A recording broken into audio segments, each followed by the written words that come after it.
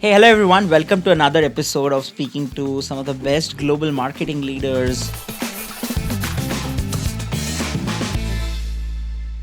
And we're here shooting for a completely new season out of San Mateo in the San Francisco Bay Area region. Very interesting to have someone who's come with like a very varied set of experiences, very diverse set of experiences. I would say very rich set of experiences on the show today. Uh, I think there's a lot of things to catch up on the show today. One with how does life look like to move around 6 to 7 different industries and build a career over the last I don't know how many years. So I'm gonna come to that. And then I think an interesting part would be what does it take to kind of join a company which has an IPO coming up in the next 6 weeks and with no marketing team, what do you do to kind of do the IPO with marketing in place as a whole. I think a lot more stories to uncover on the show. Today we have Paroma Sen. Paroma is the Vice President of Marketing at Astera Labs. For a lot of people who don't know what Astera Labs does, the only thing I know about it to begin with is they're an AI infrastructure company. I would say purpose built connectivity solutions for AI infrastructure. But Paroma, so good to have you on the show today. Wonderful to be here. Awesome. I think let us quickly begin with knowing what Astra Labs does, because to my understanding, I exactly told what you had asked me to be honest. But I just maybe pass the baton to you and tell a bit more about what you guys do, and before we kind of dive deeper. Of course. So I say it like, you said it very well, purpose-built connectivity solutions for AI infrastructure. So what does that mean? You have the big GPUs, you have the big CPUs, and we are sort of the connectivity or the glue, or sometimes we call it the nervous system of that entire process. So we hold everything together, we connect it, we help improve it, and that's what we do. Do you think you guys kind of play a role in the part of every person who's using maybe any computer in general? Oh, yeah, for sure. I mean, everything, the whole data, all the workloads are flowing through these huge server farms these days. And without the hardware, without the AI infrastructure, none of this would happen. So yeah, I think that's the simplest way I can explain it to Exactly. people. But thanks for doing that.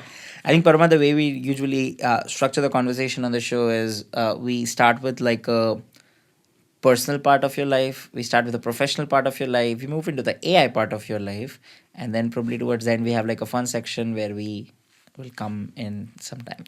But I think to begin with, love to know more about where it all started for you. You've had a very rich experience set.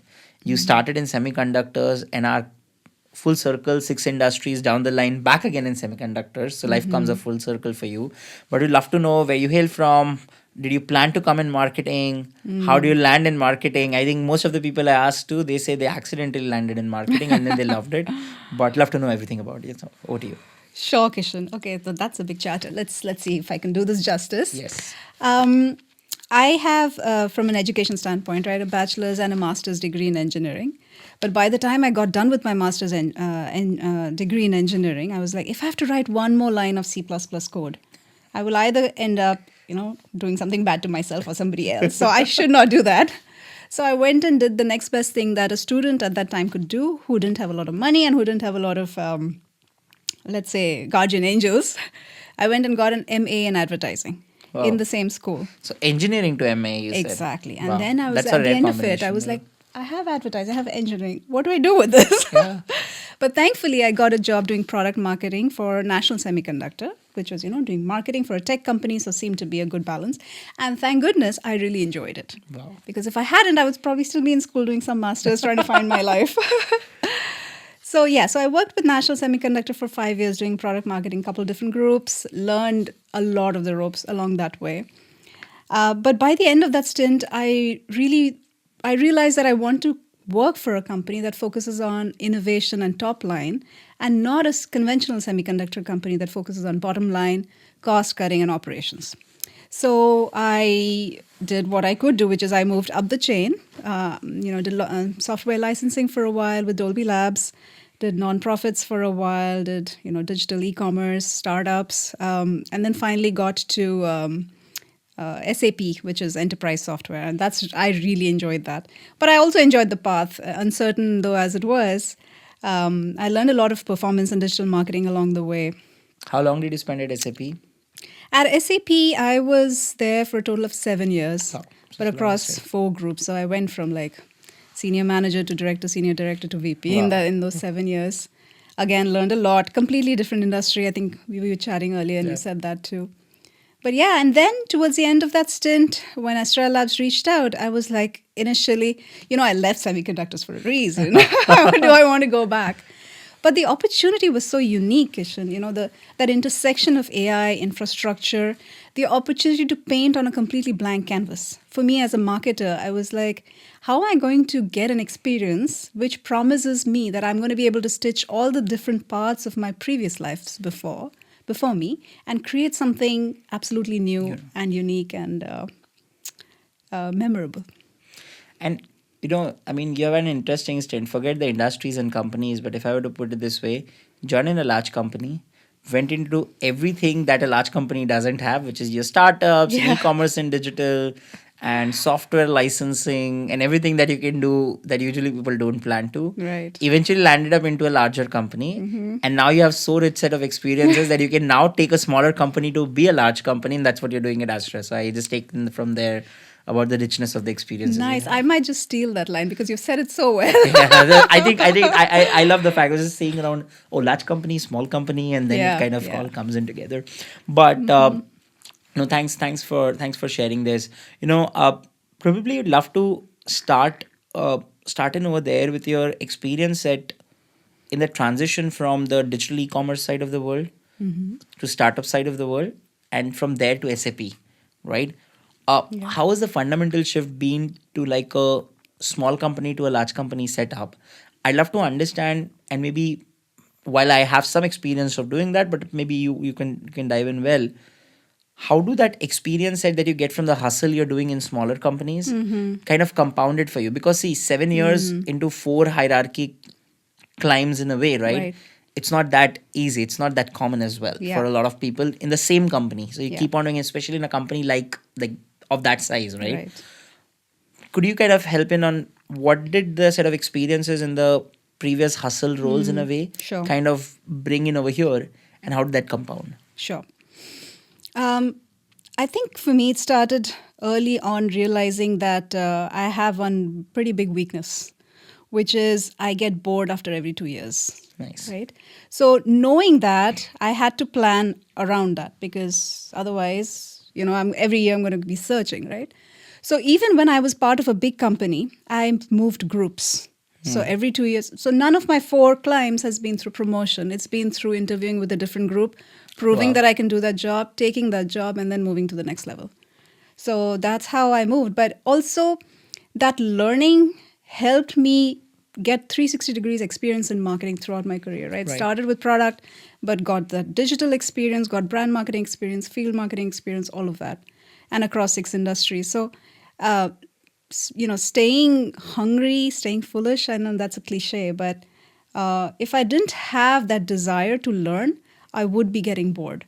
So to keep myself ahead, I had to do something new and learn that from scratch. I mean, even with my stint in India, we were talking about that. I would do the job during the day and then spend my nights analyzing reports and learning the new job and learning the new industry. So many hours of hard work. But eventually it pays off when you get an opportunity that you feel, I can do this because I've done all of these parts before. Can you also tell me about how did, what I'm taking in from what you just said is basically you were trying to kind of also run like a startup in a large company in different groups, right? Can you tell me how did you set that infra? When you joined the company, when you moved ladders up as well by interviewing into multiple layers, proving people again and again, there's definitely like a build, climb, run, transfer, and do the same repeat model again and again in a way. How did that infra look like for you? And this is not just with regards to SAP as a whole. I'm just asking in general about how is like the startup in a large company kind of a setup look like? So that's a very nice way to put it. SAP is like a marriage of many different companies and cultures together. It's so huge.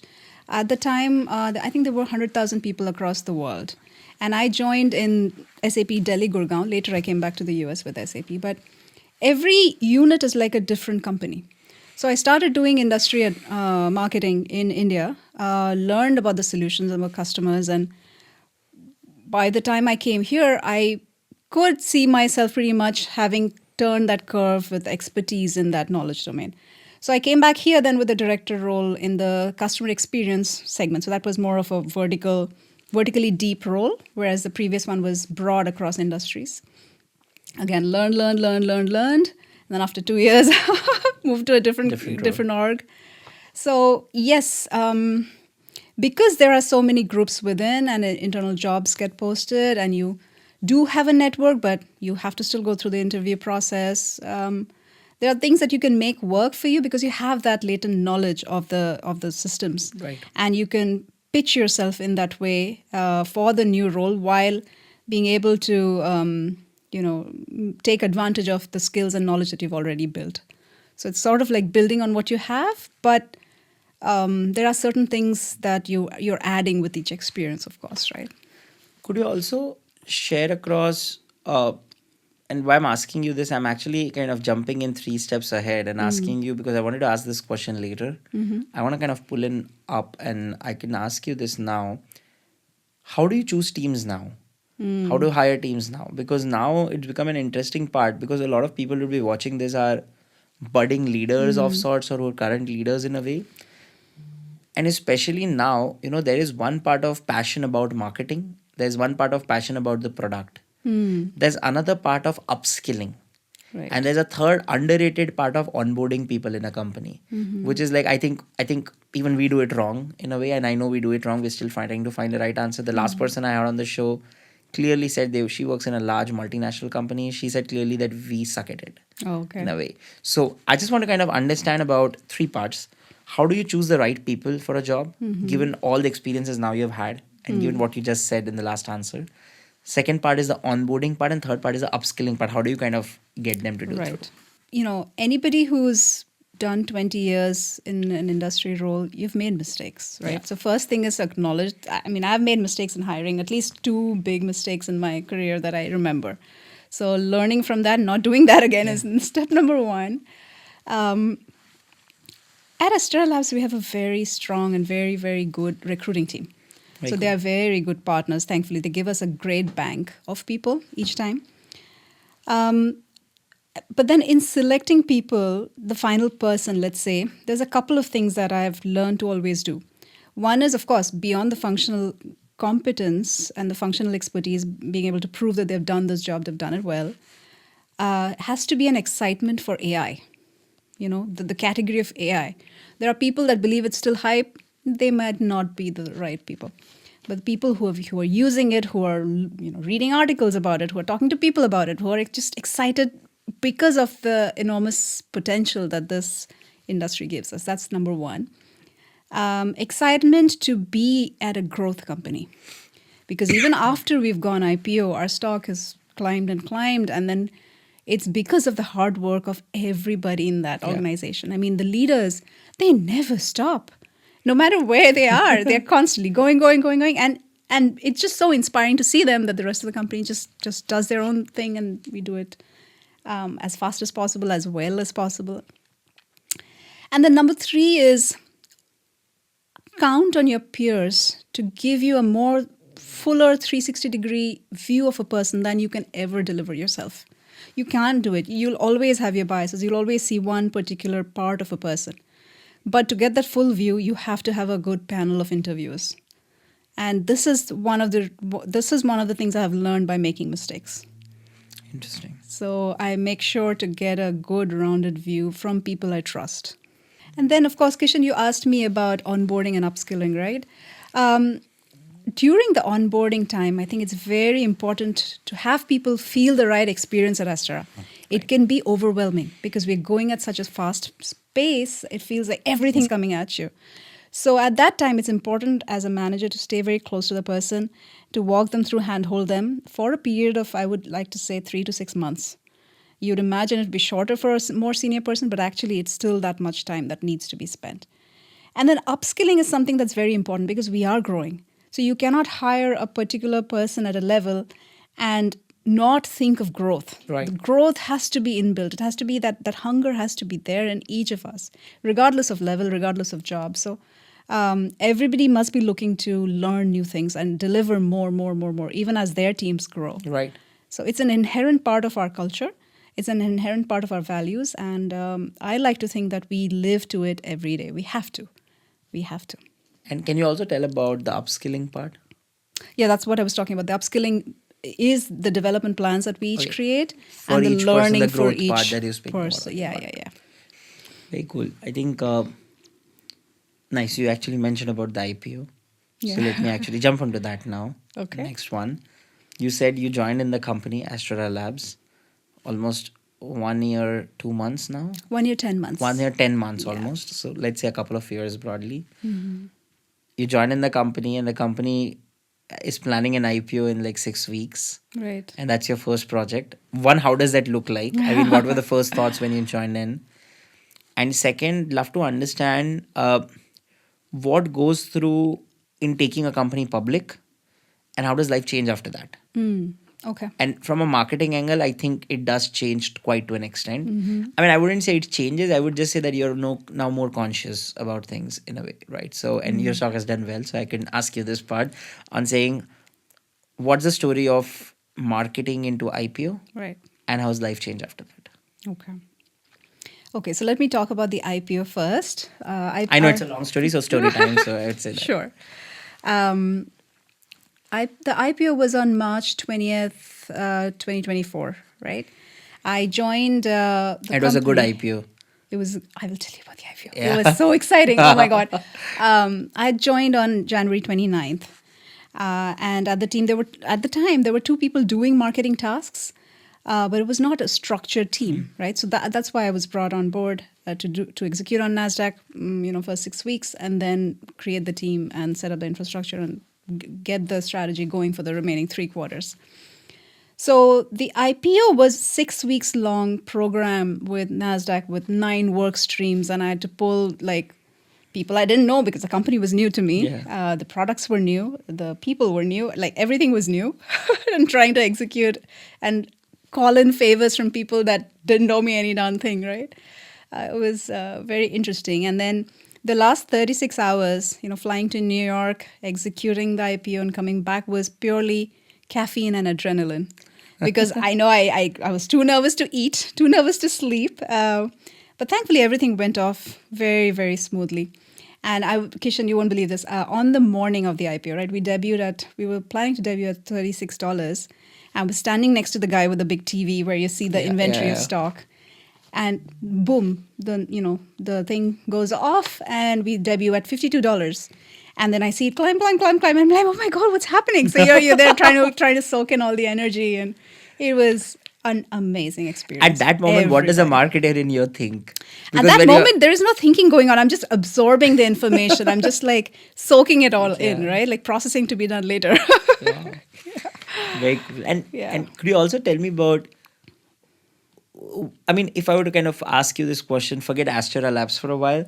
What does like a checklist of things that goes in before you go IPO? And Yeah. especially, I mean, forget if you had joined in 6 weeks earlier. I'm just trying to understand from a marketer's angle. Sure. What are the things that goes into when you're taking a company public? Yeah. Because I have not had a lot of people. I have had, in fact, a few people on the show who have taken companies public as a marketer. Got it. But not from like a startup set of mindset that Right, comes in. right, So I'd right. love to understand from you. Yeah, of course.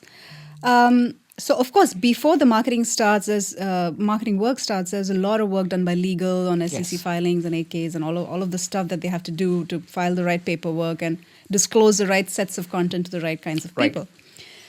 My work was with NASDAQ, and we had a few different things to organize, right? So the day of the IPO, there's a run of show. So what's going to happen at what time? Who's going to speak what? Where are the speeches?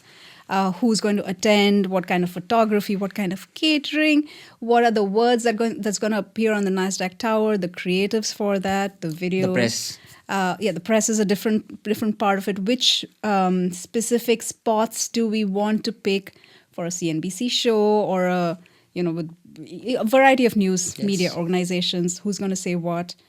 So designing all of that, the right media, the right, there's a marquee, and then there's a NASDAQ tower on which creatives have to be built, and they're for different specification, because the NASDAQ, if you remember, the tower has like these little windows, and you have to design a creative so that if there are words, they shouldn't be blocked by the windows. So it we, was we took that very space up weird. and we actually got Pepper to the Nasdaq Oh, tower. really? Oh, So nice. we're taking that space up, and I completely get what you're saying. Yeah. Like we actually made that mistake initially, and then we forgot that, and then we said just Uh-huh. like pictures of people and put it in those windows around the world. So I exactly know what you're talking Yeah. about. And then NASDAQ also has a marketing deal with us multi-year. So what does that look like? Where do we choose to spend? There are a variety of categories, Yes. variety of people involved. So yeah, so that's all I remember now. But it is a little bit of a blur because so much happened so soon, and like I said, it was so very driven by caffeine and adrenaline, right? Resourced by very little, but just energy keeping us going Can I just at that ask you time. one question before I Yeah. ask you to tell me about the post IPO journey? But the question to you would be, in this entire hustle that's happening around, right? And let me call it hustle for now, right? Sure. How do you make sure that no one makes a single mistake? Because, for example, if someone just speaks something that was not supposed to be spoken of, and your marketing has a charter to make sure that Yeah. people are going in over there doing that, how do you do this checker process of sorts in such a large setup? So let me say answer that in a couple of I different don't want an ways. exact answer. I just Right. want more like Yeah. a framework So of sorts. So yeah. we do get media agency to train our spokespeople. Okay. Right. And they go through hours of intensive practice and Makes then sense. experience with speaking to different investor groups before this whole saga even starts. Right. So that's one piece of it. Then we do create the scripts for that and make sure it's sanitized and approved by a variety of people. But third thing is you can only design for perfection. You cannot ensure it. So things will get dropped. Yeah. Things do get dropped. Things do happen in a way that's not ideal. Right. But then you got to find a mitigation. You got to find a way to, ultimately it's people, right? And they're all your people. Your people. So if mistake or no mistake, you got to find a way to pull together and repair the harm and still move forward. And the next question I had was, how did life change after the IPO for you guys? I mean, for now, let me ask you for the last maybe 1 year, 8 months or Yeah. so, that 1.5 year journey, what has that been like? How is it very different than your previous stints in general, etc.? Yeah. So maybe that. So I think me and a lot of my colleagues, we have worked for startups, we have worked for big companies, but we haven't worked for a startup that's gone public and then done so well, right? Because I remember when Sanjay, the CEO, was giving me my job offer, he was helping me calculate the numbers. He's like, okay, if we go at $20 per share, it's going to look da-da-da. And then look at our stock price now, right? We're way, way, way past that. So we're very grateful. I'm very grateful. Yeah, that's Can I pretty ask you much. from a But very you also asked me marketing about, perspective? yes, also? how did life change? So I was able to embark on the role of a corporate marketing leader after the IPO because until then I had like negative bandwidth to spend Yeah. on it. But building the team, hiring the right people, setting up the verticals. There are about 4 verticals in my organization. Between events and visual design, PR content, and partnerships. So setting up that structure, hiring the right people to do that, setting the strategy for the remaining 3 quarters of the year, and then executing to that strategy. So my goal given to me by the CEO for that first year was, you got to have a vision, you got to execute to that vision. If you've done these 2 things, then you'll be successful. Yeah, makes sense. I mean, it's to what I understand it, it's actually not to now, like immediately after the IPO, maybe for the first few years, you don't experiment way too much. You have a plan set in stone Yeah. and you try to just execute that heads down in a way Yeah. so that at least the team gets in place and you also kind of made the team up. Interesting. Let me move into like a different part of the conversation entirely, which is with regards to demand generation. And in companies like yours, because you're still a growth company in a way, and a lot of it is attributed to kind of growth that you're having in numbers in a way, right? How does demand generation for a company like you guys look like from a very corporate marketing angle as well? Because Sure. a lot of times people kind of, I mean, I've seen companies which have great corporate marketing leaders not been able to do great demand generation as such, and it's also the other way around, Sure. basically. So because I just feel like they're interlinked, but they are partly different DNAs in a Okay. way, Yeah. basically. But probably I might be wrong. I mean, over to you to just get a sense around the demand generation angle, the kind of sale that you guys do. It's a large ticket size sale, longer sales cycles in a way, to my understanding, at least in Yeah. this case. So, how does that entire trust building factor, engagement, cadence, ABM, etc., look like from a demand generation angle for you? Sure. So let me maybe start with contrasting a little bit of where Astera Labs is versus in my previous experience with SAP and then Sure. Indian Roots, right? Indian Roots was extreme B2C. So That's more like a marketing, growth mindset than demand generation, I right. would say.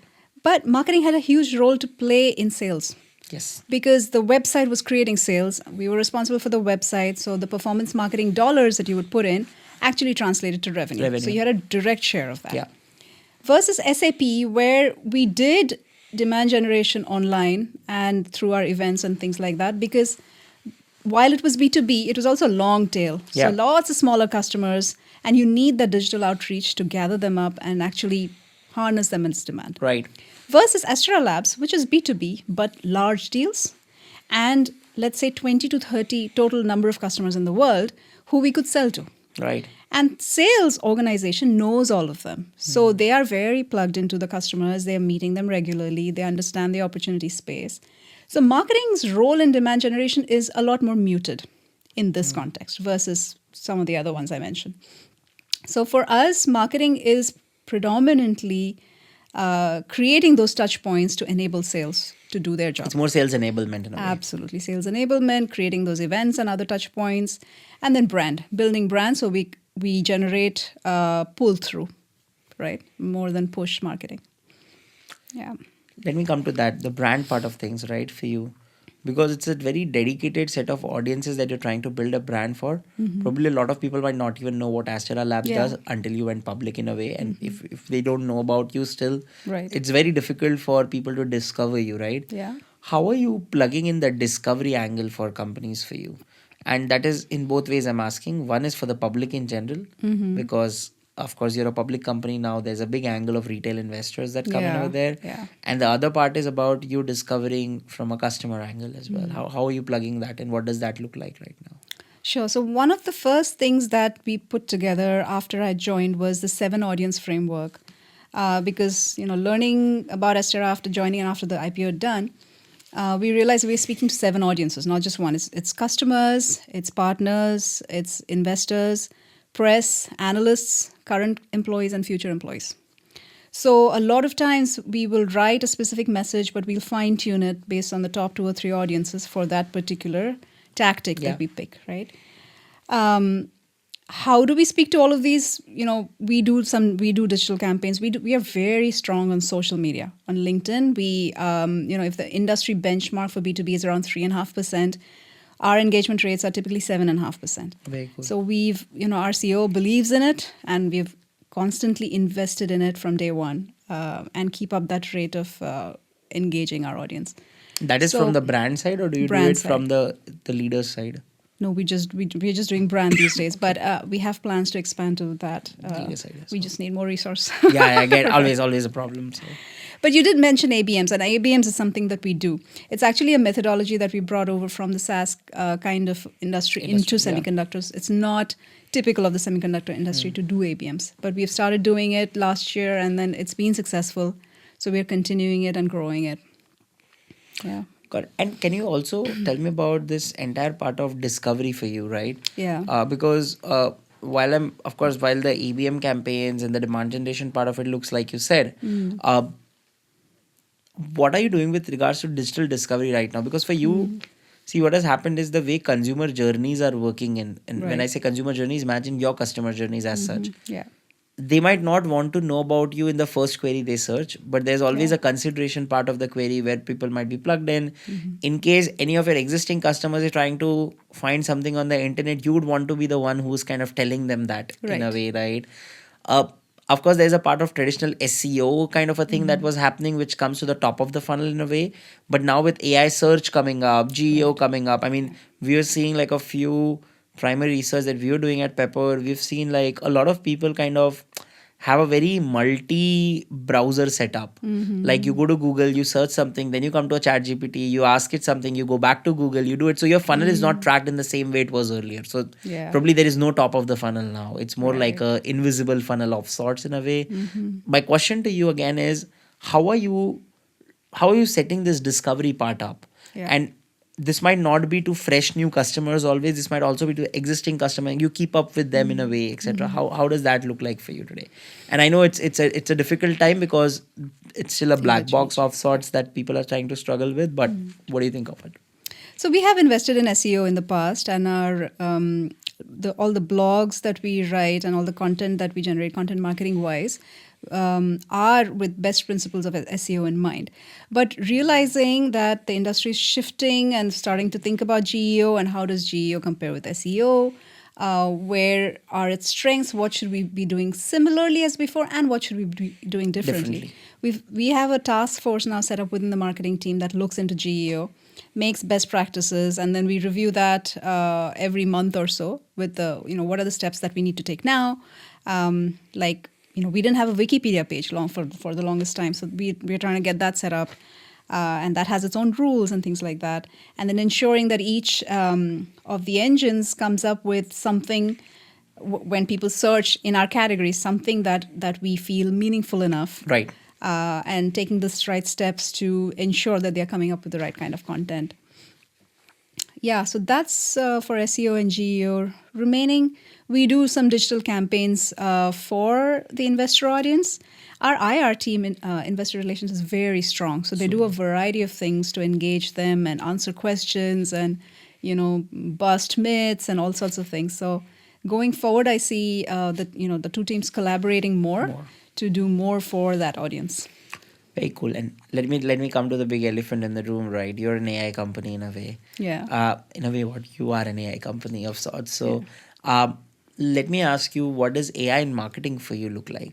Because you do a very different kind of marketing than the usual SaaS world thinks of in the Bay Area majorly. Yeah. Because I mean, it is about engagement, it's about trust, it's about that physical touch point that you have with audiences. It's not the typical give a demo, book a meeting kind of a sale that comes in for you guys, right? uh what parts of the process have you kind of agentized in a way? Any software stacks you're using? What are you doing in general? What have you found that doesn't work at all in a way? Because there's a bunch of experiments you've done in the last couple of years, I'm hoping. Yeah. Love to know everything about that. What does AI Sure. in marketing for Paroma looks like? I don't want to say Astera, because even if you kind of, I mean, this is more for you in any company in general. What did the learnings of the past kind of bring it to?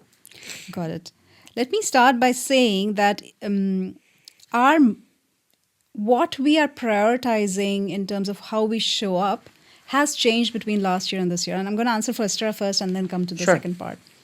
So last year, we were still in the startup gone public mindset, right? So where credibility is very important. Yes. So we had to show, we have to show that here we have silicon. Look at our silicon. It's real, and we've done this.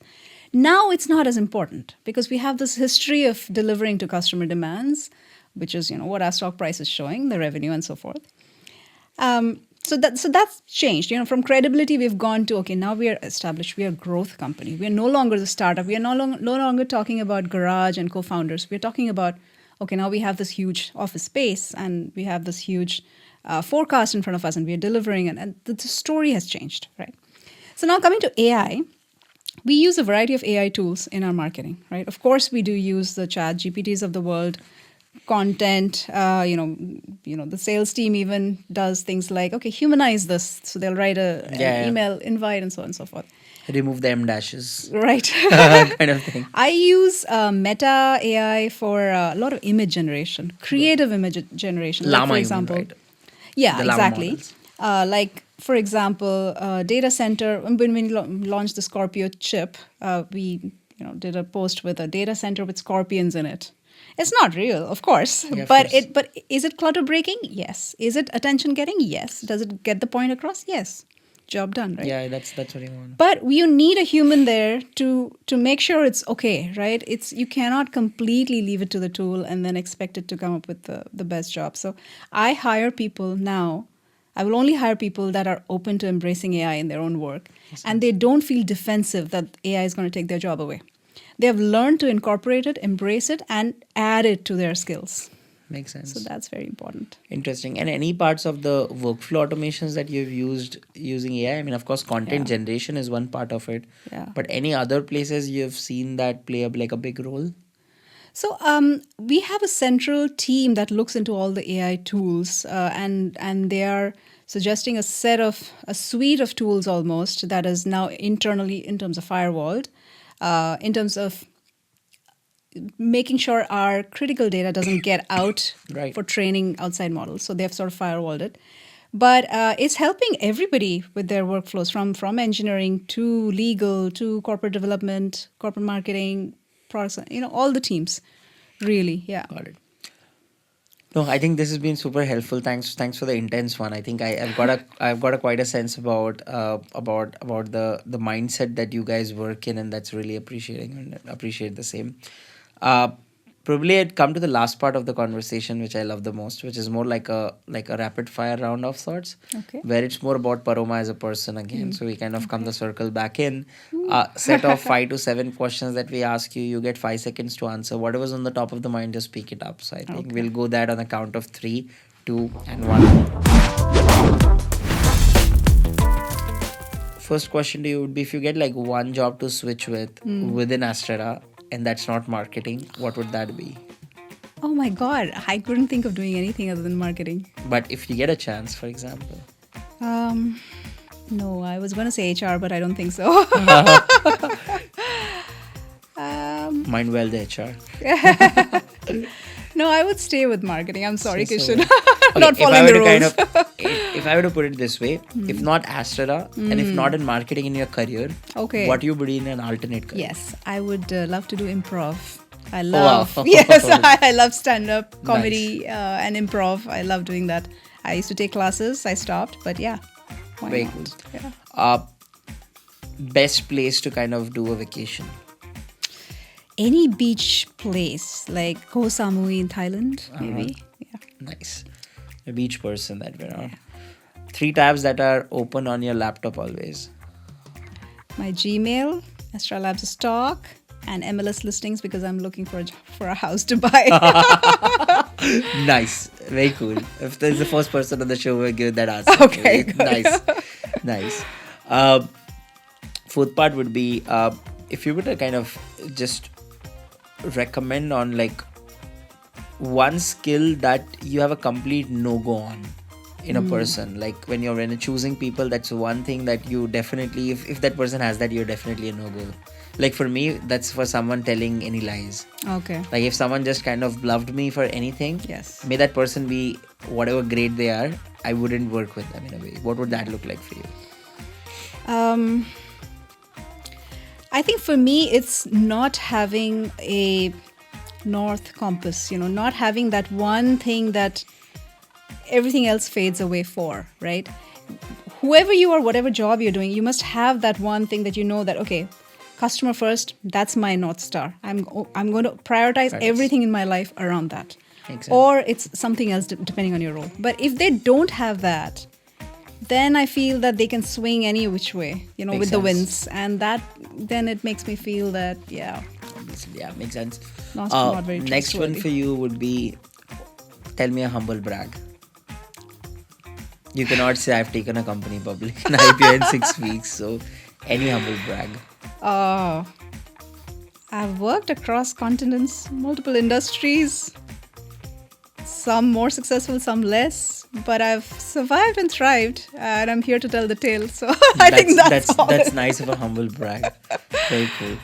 And the last one to you would be, tell me a brand, and probably a consumer brand, I would ask you, that you use on a day-to-day basis, who you think is a great product, but they need to get their marketing done right. Ooh, Nespresso Virtuo. Wow, nice. I get Yes. why you say so. The pods are so hard to find, Yeah, and it's you're hard to like, find. what is the difference between a regular one and a Virtuo? What? I mean, yeah, it's Yes, good, it's but I good. would like to know more Yeah. about why it's so good. Very cool. Thanks for pointing that out.